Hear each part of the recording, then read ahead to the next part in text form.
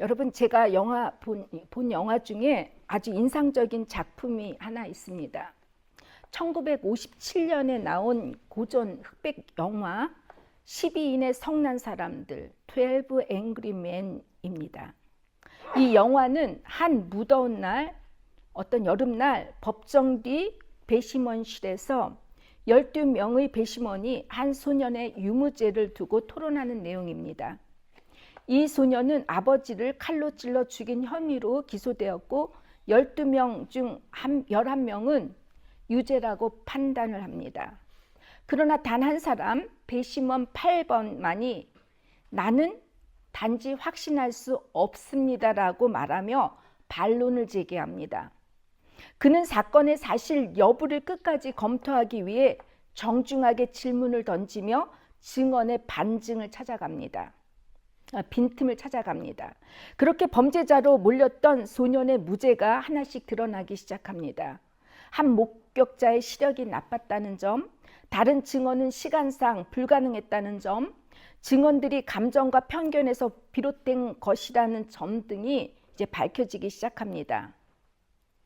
여러분, 모두가 진리를 외면할 때 여러분은 어떻게 진리를 증언하시겠습니까? 오늘 설교는 특별히 믿음의 확신이 없거나 사랑하는 가족이나 지인에게 복음을 전하려고 애쓰지만 그들이 여전히 믿지 않는 모습을 마주하는 분들에게 주시는 말씀이 될 수 있습니다.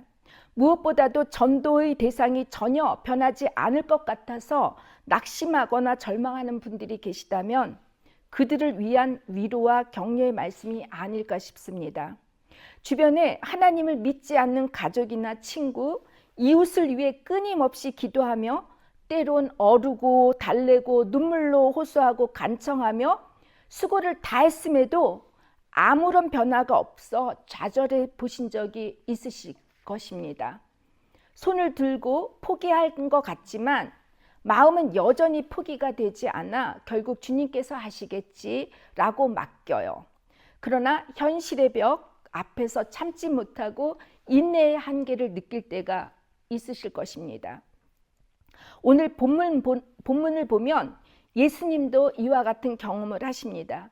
예수님은 자신의 정체성에 대해 여러 방향에서 증언하셨지만 사람들은 믿지 않았습니다. 그래서 예수님은 이렇게 단식하죠. 40절. 그러나 너희가 영생을 얻기 위하여 내게 오기를 원하지 아니하는도다. 여러분, 증언이라는 단어는 법적 용어죠. 직접 본 사실이나 들은 것을 공적으로 말하는 것이며 증언 없이는 어떤 주장도 법적 효력을 가질 수 없습니다. 구약 율법에도 두세 사람의 증인이 있어야 진술이 유효하다는 규정이 있습니다. 하나님의 뜻, 성품, 계획은 인간의 의지나 노력, 이성으로는 알 수 없죠. 그래서 하나님은 스스로를 우리에게 나타내십니다. 이것을 신학적으로 계시, 에피파니아, 오펜바룬이라고 하는데 이는 하나님께서 자신이 누구인지를 알려주시는 방식입니다. 계시에는 일반 계시와 특별 계시가 있습니다. 일반 계시는 자연이나 역사, 양심을 통해 하나님의 존재와 능력을 알게 하는 것이고 특별 계시는 예수 그리스도, 주님과 성경을 통해 하나님을 구체적으로 알게 하시는 계시입니다. 오늘 본문은 바로 이 특별 계시를 통해 예수님이 누구인지를 밝혀주시는 말씀입니다. 오늘은 이 본문은 마치 12인의 성난 사람들 그 영화처럼 예수님과 바리새인들 사이에 끊임없는 논쟁이 이어지는 구조로 되어 있습니다. 예수님이 하나님의 아들이요 메시아 있음을 확증하기 위해 여러 증언들이 제시됩니다. 첫째는 세례 요한의 증언이죠. 33절에서 35절까지입니다. 세례 요한은 예수님의 길을 준비한 예언자로서 예수님을 보고 세상 죄를 지고 가는 하나님의 어린 양이라고 외쳤습니다. 그는 회개의 세례를 베풀며 하나님 나라의 임박함을 선포했지만 사람들은 일시적으로 그의 말에 기뻐했을 뿐 예수님을 믿지 않았습니다. 두 번째 증언은 예수님께서 행하신 기적과 표적 능력이었습니다. 36절이죠. 예수님께서는 수많은 기적과 표적들을 통해 하나님으로부터 오신 메시아라고 하나님과 동일한 분이심을 증언하셨습니다. 예수님은 내가 행하거든 나를 믿지 아니할지라도 그 이름 믿으라. 그러면 너희가 아버지께서 내 안에 계시고 내가 아버지 안에 있음을 깨달아 알리라고 하셨습니다.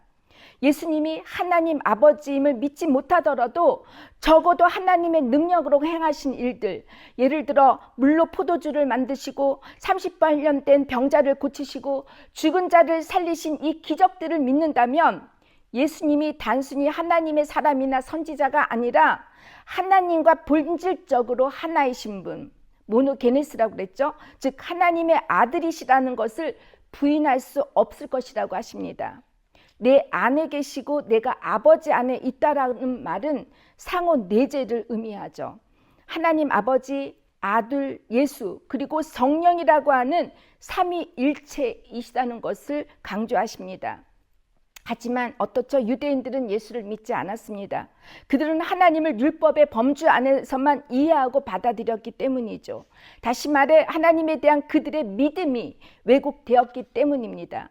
세 번째 증언은 하나님 아버지의 직접적인 증언입니다. 예수님께서 세례를 받으실 때 하나님께서 이는 내 사랑하는 아들이요 내 기뻐하는 자라고 음성을 들려주셨고, 또 변화산에서 이는 내 사랑하는 아들이니 그의 말을 들으라고 말씀하셨습니다. 이건 정말 하나님의 분명한 증언이었죠. 그러나 사람들은 예수님을 알지 못했습니다. 주님께서 너희가 듣기는 들어도 깨닫지 못할 것이요 보기는 보아도 보지 못하리라고 말씀하신 것처럼 듣고도 듣지 못하고 보고도 보지 못하는 것은 여러분의 영적 귀와 눈이 닫혀 있기 때문입니다. 믿음은 여러분 단순히 정보나 감각의 문제가 아니라 마음의 상태와 영적 태도에 달려 있습니다. 씨 뿌리는 자의 비유에서 예수님은 다양한 마음밭을 말씀하셨죠. 길가, 돌짝밭, 가시덤불, 좋은 밭에 떨어지는 씨처럼 하나님의 말씀도 각기 다른 반응을 불러일으킵니다. 말씀을 듣고도 마음이 완고해서 사라지는 마음, 믿음의 뿌리가 없어서 고난에 무너지는 사람이 있습니다. 세상 염려에 마음을 빼앗기는 사람이 있죠. 그리고 말씀을 듣고 믿음으로 순종하며 30배, 60배, 100배 열매를 맺는 사람들이 있습니다. 여러분은 이 네 가지 마음, 영적 상태에 어떤 마음 상태에 속해 있습니까? 좋은 밭이 되기 위해서 우리는 회개와 말씀의 걸음, 눈물의 기도로 마음을 경작해야 합니다. 이제 네 번째 증언은 성경, 곧 모세의 글입니다. 39절에 있죠. 유대인들은 율법을 철저히 연구하고 따랐지만 그 말씀을 통해 예수님을 알아보지는 못했습니다. 성경 전체가, 신구약 모두를 전체가 예수님을 가리키고 있음에도 그들은 율법을 자신들의 권력과 이익을 지키는 수단으로 삼았기에 율법 안에 담긴 하나님의 사랑과 은혜를 깨닫지 못했습니다. 그렇다면 여러분, 이렇게 많은 증언들이 있음에도 왜 사람들은 하나님을 믿지 않을까요? 예수님은 그 첫 번째 이유를 너희 속에 하나님을 사랑하는 마음이 없기 때문이라고 하십니다. 42절이죠. 하나님을 사랑하지 않는 것은 그분의 존재와 주권을 인정하지 않는 것입니다. 이는 부모를 부정하는 것과 같죠. 창조주를 외면하는 선택입니다. 믿음은 지적인 이해만이 아니라 마음에서 시작됩니다. 우리가 하나님을 향한 사랑 없이 그분을 믿을 수가 없어요. 하나님은 우리들에게 억지로 믿음을 강요하지 않으십니다. 믿음은 여러분의 자유의지 안에서 여러분이 스스로 응답하는 사랑이기에 그 사랑에 반응할 마음이 없는 사람에게는 어떤 증거도 소용이 없다는 것입니다. 이처럼 믿음은 하나님과의 관계, 곧 사랑에서 출발하죠. 마음이 하나님께 닫혀 있으면 아무리 많은 증언이 있어도 예수님을 알아볼 수가 없습니다. 오히려 자신이 가진 신념이나 경건, 도덕성을 앞세우며 하나님을 자신의 이해 안에 가두려고 하죠. 저는 지난주에 욥기를 묵상하면서 정말 많은 은혜를 받게 되었습니다. 욥은 정말 하나님이 보시기에 인정한 그런 의로운 사람이었습니다. 그에 대해 성경 저자는 그는 온전하고 정직하여 하나님을 경외하며 악에서 떠난 자라고 말합니다. 욥은 표면적으로 악행이나 도덕적으로 전혀 죄를 짓지 않았습니다. 하지만 여러분, 욥이 엄청난 시험과 고난을 받게 되자 그는 이렇게 말하죠. 내가 무엇을 잘못했기에 이런 고난을 받아야 하는가? 하나님은 어째서 의로운 자도 고난을 행하시는가? 하나님이 침묵하시고 나의 무죄를 증명할 기회를 주지 않으신다고 원망 아닌 원망을 하죠. 왜 욥이 이렇게 하나님께 항변하는 것이죠? 그는 의인은 복을 받고 악인은 벌을 받는다는 전통적인 신학과 그 신앙의 논리의 틀 안에서 하나님을 이해했기 때문입니다.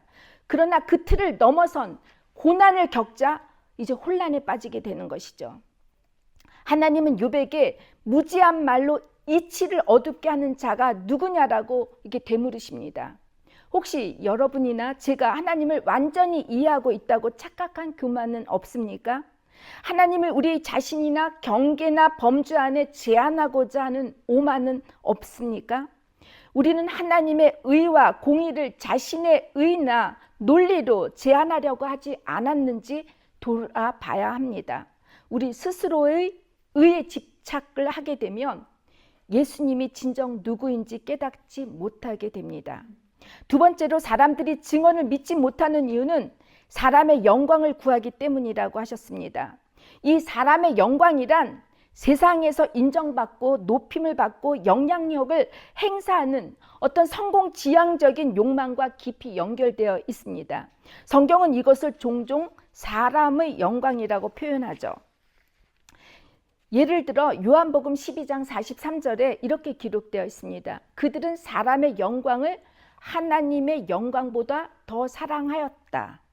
사람의 영광을 추구하는 삶은 주님을 믿는 데 큰 방해가 되죠. 왜냐하면 하나님의 뜻보다 자기 계획을, 자기의 명예를 더 중요하게 여기기 때문입니다.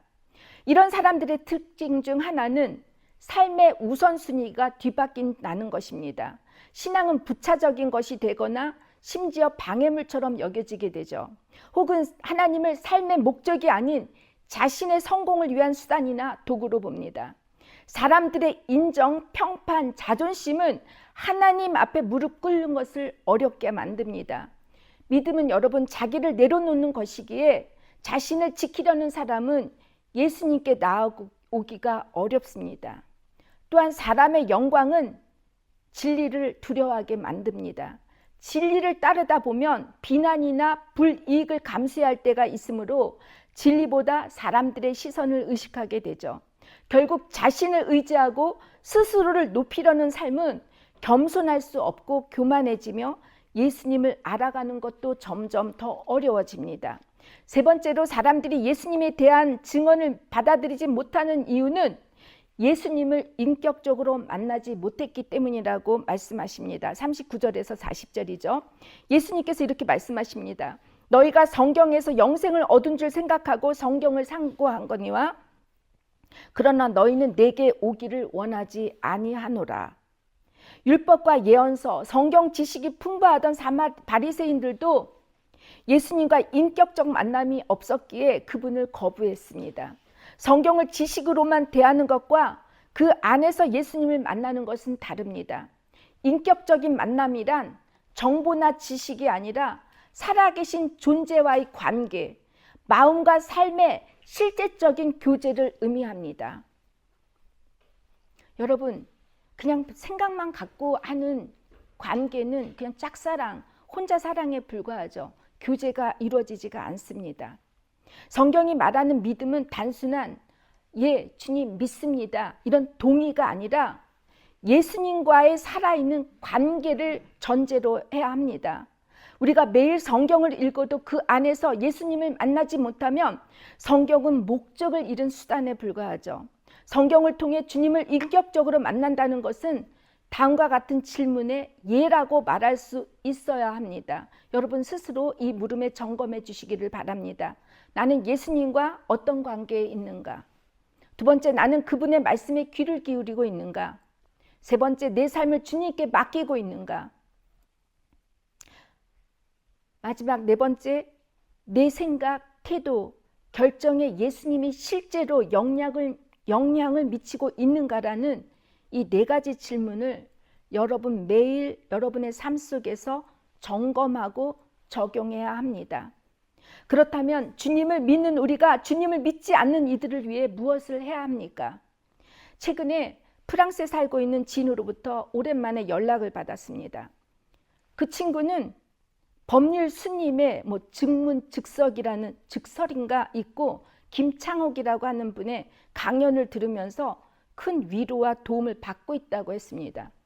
제가 충격을 받았어요. 왜냐하면 제가 이 친구를 위해서 전도하느라고 되게 노력을 많이 했거든요. 근데 놀라웠던 점은 그녀가 정말로 그들의 가르침을 실생활에 적용하고 애쓰고 있다는 것이었습니다. 그래서 그런지 그녀의 목소리나 마음 상태가 아주 평화롭게 느껴졌습니다. 여러분, 예수님을 믿지 않는 이 친구도 어떤 세상적인 설법이나 진리일 수 있고 그들이 믿겠죠. 어떤 강연을 듣고 삶에 적용하려고 애쓰는데 여러분, 살아계신 하나님을 믿는 우리들의 모습은 어떻습니까? 변함이 있습니까? 없습니까? 제가 이 친구에게 말은 못하고 끙끙 앓으면서 제가 얄팍한 불교적인 지식을 갖고 그에게 다시 이제 그녀에게 복음을 전하려고 이제 노력을 했는데 그녀 역시 한때는 저의 전도로 인하여 교회에 다녔었습니다. 자주는 아니더라도. 근데 교회 안에 가자마자 상처를 받았어요. 어떤 분이 아이들이 이 친구가 데리고 온 아이들을 데리고 오니까 아이 교육이나 잘 시키라고 얘기해가지고 그 친구가 정말 힘들었지만 그래도 제가 꾸준하게 가라고 얘기를 해서 정말 자기가 가라고 노력을 했는데 결국은 신앙에서 멀어지고 말았습니다. 하나님을 믿지 못하는 이유에 대한 답을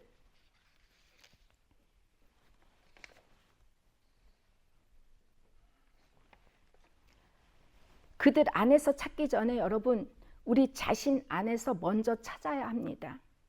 그들이 하나님을 사랑하지 않는다면 우리는 그들을 진정으로 사랑하고 있는지 돌아봐야 합니다. 그들이 사람의 영광을 쫓고 있다면 우리는 무엇을 위해 살고 있는지 자문해 봐야 합니다. 그들이 예수님을 인격적으로 만나지 못했다면 우리는 과연 예수님을 인격적으로 만났는지 스스로 물어봐야 합니다. 오늘날처럼 기독교, 특히 개신교가 비판받는 시대도 드물 것입니다. 보수적 신앙은 매우 중요하죠. 그러나 그것이 어떤 특별 집단을 대신해 주거나 대변해 주는 것처럼 행세하며 다른 이들을 정죄하고 혐오하는 구구적 태도로 흐르게 되면 복음의 본질은 흐려지고 맙니다. 혹시 우리의 말과 행동이 누군가에게 예수를 믿는데 장애물이 되고 있지는 않은지 돌아보시기를 바랍니다. 여러분, 기독교인들은 늘 두 가지 긴장 속에서 살아야 합니다. 세상 속에서 소금과 빛으로 살아가야 하는 책임이 있죠. 동시에 하늘나라 시민권을 가진 영적인 나그네로서의 정체성입니다.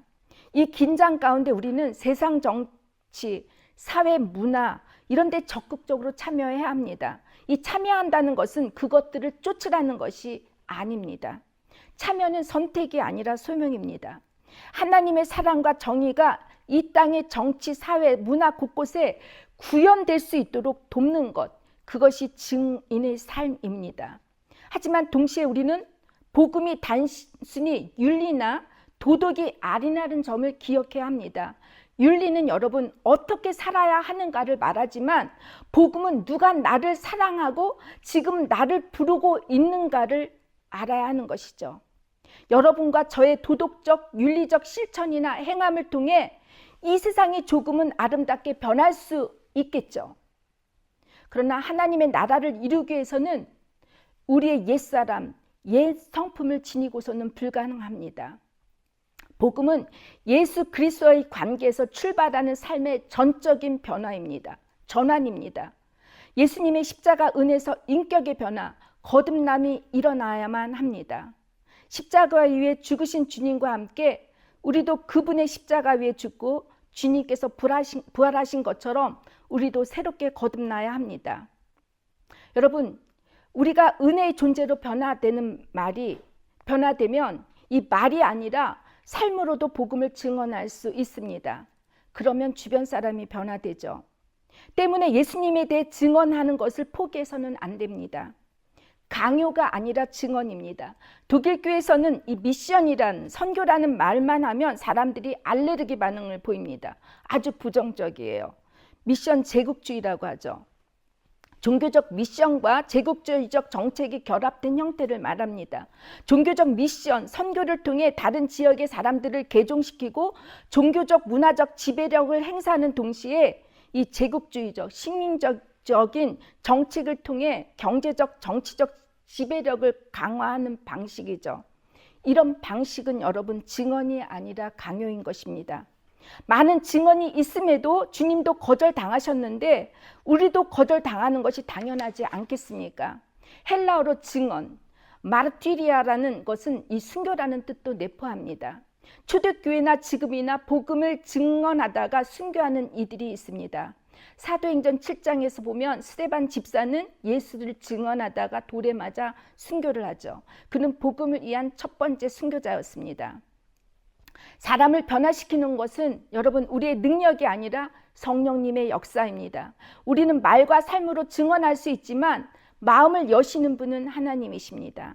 그러므로 하나님께 무릎 꿇고 드리는 기도는 이 기도하는 것이 가장 강력한 증언입니다. 사랑하는 가족과 지인들이 오늘은 주님을 믿지 않으면 내일도 믿지 않을 것이라는 법이 없습니다. 하나님의 때는 우리의 때와 다르죠. 여러분과 저의 증언, 눈물의 기도, 인내 속의 기다림을 통해 반드시 열매 맺을 날이 올 것이라고 믿습니다.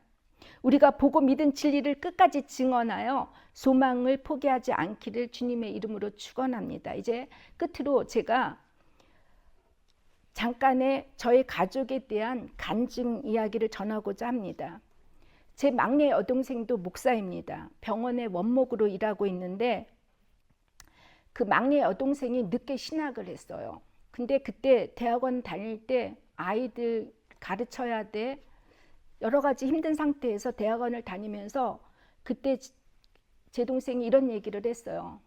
그 찬양 중에 뭐 비바람이 무르쳐도 나는 이 길을 가리라라는 그 찬송가를 부르면서 하나님이 이 자기가 서원하고 이제 목회 이 길을 갈 때 이 찬양을 주셨다라는 이야기를 했습니다.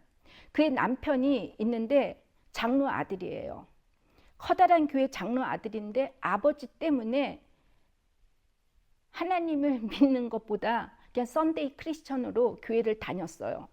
그러다가 저희 아버지와 저희 집을 보면서 같은 장로래도 장인과 자기 아버지가 너무 차이가 나서 그것 때문에 그냥 동생을 따라 눈치 보고 이렇게 해서 매일같이 이제 매주 교회를 다녔는데 제 동생이 이 제부를 위해서 기도하고 별 다 해봤는데 믿지 않았었어요. 우리가 가정 예배를 드리면 입도 뻥끗 안 했어요. 찬송가도 부르지 않았어요. 그래서 우리들이 동생도 지쳤는데 어느 날 이 제부가 성경을 읽기 시작했어요. 그러다가 주님을 발견했고 그리고 성경을 1년에 7독을 했어요. 그리고 자동차를 탈 때마다 그 CD로 이렇게 들어오는 성경 말씀을 읽었는데 되게 똑똑하고 착한 남편이었고 예전에 제가 우리 언니네 교회에서 설교를 할 때 제가 이런 질문을 했었어요.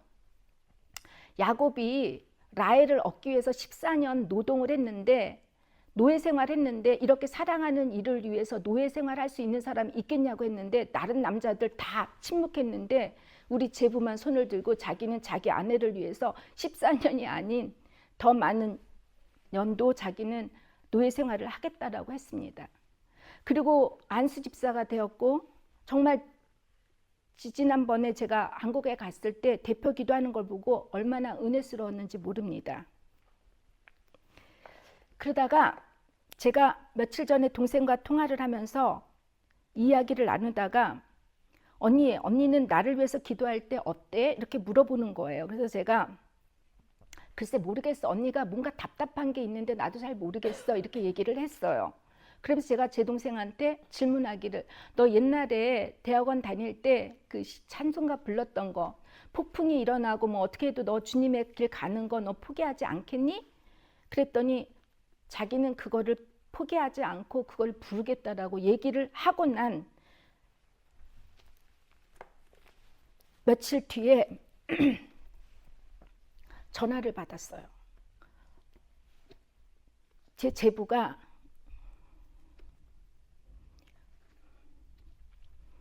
암 판정을 받았다고 합니다. 너무 충격이었고 제 조카 며느리도 지금 암을 받아서 지금 오늘 내일 하는데 영규 씨가 또 암을 받았다라고 하고 이제 검사 결과 뇌에도 전이가 됐다라고 얘기를 하고 지금 병원에 있는데 제가 너무나 마음이 답답해서 벌판으로 갔습니다. 그리고 기도를 했습니다. 그랬는데 하나님은 참 좋으신 하나님, 선하신 하나님이라는 것을 제 마음에 깊이 또 받게 해주셨습니다. 설사 하나님이 이 아들을 데려간다 할지라도 저는 하나님의 신실하심, 선하심을 믿습니다. 그리고 제 동생에게 전화를 했습니다. 시편, 오늘 우리가 읽었던 91편, 지존하신 하나님, 그 하나님이 너를 보호해 줄 것이고 수많은 일에 어려움이 있을지라도 그분이 너를 피할 것을 도와주실 것이며 이사야 43장, 네가 물 가운데를 갈지라도 물에 빠지지 않을 것이고 불 가운데 갈지라도 너가 해를 받지 않을 것이라는 말씀을 주면서 우리는 선하신 하나님을 우리는 따르고 끝까지 믿자고 했습니다. 그러다가 오늘 현선 자매님 아버님의, 그것도 되게 우연으로 현선 자매님의 아버님이 이 분야 쪽에 또한 병원에서 일하시는 것을 제가 이렇게 우연하게 듣다가 현선 자매님의 도움을 받았습니다. 그러다가 오늘 아침 새벽에 제 동생이 전화가 와서 수치가 너무 많이 떨어져 가지고 어떻게 할지 모른다고 해서 제가 시편 91편을 말하면서 하나님께 맡기자고, 선하신 하나님을 의심하지 말라고, 그리고 났는데 또 아침에 전화가 와서 택시를 탔는데 전화하는 거를 듣더니 택시 운전사가 자기도 그와 같은 암 림프기 사기라고 얘기를 했다라는 말을 하면서 자기도 이렇게 일을 하고 있으니까 두려워하지 말라고. 그래서 제가 그런 얘기를 했습니다. 선하신 하나님을 믿으면 보이지 않는 그 하나님께서 사람을 통하여 여러 하나님의 살아계심을 보여줄 것이니까 어떠한 일이 있어도 너는 좌절하지 말고 선하신 하나님만을 믿고 그 뜻을 위해 기도하라고 우리 모두가 기도하겠다고 제가 얘기했습니다. 여러분, 증언은 그러고 나서 오늘 아침에 했더니 그의 어머니, 그의 아버지가 처음으로 무릎을 꿇고 기도를 했고 시동생, 시누이 모두가 오늘 교회를 갔다라고 합니다. 증언의 삶이 순교적인 삶일 수 있습니다. 여러분, 끝까지 증언이 되는 거 포기하지 않으시기를 바랍니다. 마지막으로 영화 12인의 성난 사람들은 결국 소년이 무죄 판결을 받으며 끝이 납니다. 누군가 소리를 질렀기 때문이 아니라 한 사람이 끝까지 포기하지 않았기 때문입니다. 그는 질문을 던졌고 귀를 기울였고 편견의 어둠을 비치는 빛도 사용했습니다. 여러분, 오늘도 하나님은 그런 사람을 찾고 계십니다. 다수가 침묵할 때에도 증인으로 살아가는 사람들, 복음을 살아내는 사람들, 인내로 진실함으로 희망으로 견디며 지켜나가는 우리들을 하나님의 증언자로 사용하시기를 축복합니다. 기도하겠습니다.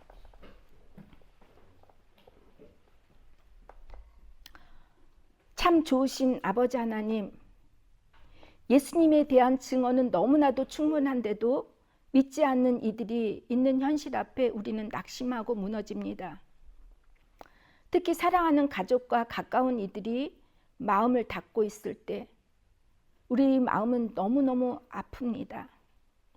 그러나 예수님도 거절당하셨고 그럼에도 끝까지 사랑하셨음을 우리는 기억합니다.